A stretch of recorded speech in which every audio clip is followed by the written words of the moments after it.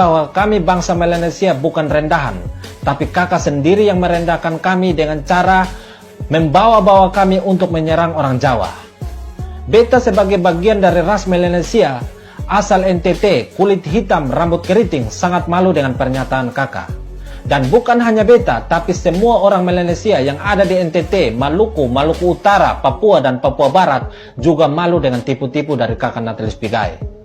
Andaikan negara ini punya kartu keluarga khusus untuk ras Melanesia, maka beta dengan tidak ragu-ragunya akan usul agar nama kakak Natalis Pigai dicoret dari bangsa Melanesia. Karena kami ras Melanesia tahu akan sopan santun. Kakak sekolah tinggi di Tanah Jawa supaya mau tipu-tipu kami, kakak Natalis salah besar. Supaya kakak tahu, meskipun gedung sekolah kami beratapkan daun, dinding sekolah kami dari kayu, lantai sekolah kami dari tanah, tapi kami bangsa Melanesia tahu akan sejarah. Kami tahu presiden mana yang telah membuat bangsa Melanesia menderita selama berpuluh-puluh tahun. Kami tahu presiden mana yang telah membunuh rakyat kami, dan kami tahu presiden mana yang sudah merampas kekayaan kami. Jadi stop tipu-tipu kami. Kakak mengatakan bahwa Presiden Jokowi dan Pak Ganjar Pranowo telah merampok kekayaan kita. Sadar atau tidak sadar, kata merampok itu lebih cocok ditujukan pada kakak Natalis Pigai. Karena saat ini kakak Natalis makan minum di Tanah Jawa, tidur bangun di Tanah Jawa. Kakak sudah dimanjakan yang enak-enak oleh orang Jawa, tapi sempat-sempatnya kakak menyerang orang Jawa. Apakah itu bukan perampok?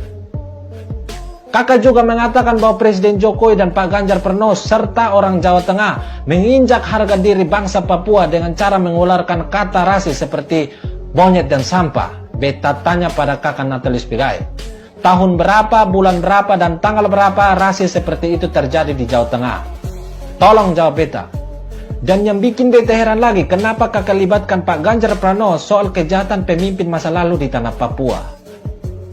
Padahal Pak Ganjar Pranowo baru pertama kali mengunjungi tanah Papua. Dan masalah di tanah Papua itu masalah nasional yang ditangani oleh seorang presiden. Tapi kenapa kakak limpahkan masalah itu pada gubernur Jawa Tengah? Kenapa tidak sekalian kakak limpahkan masalah itu juga pada gubernur DKI yang notabene adalah pemimpin ibu kota negara? Apakah itu yang kakak katakan bahwa melawan ketidakadilan? Anak SD juga tahu niat busuk kakak Natalis Pigai.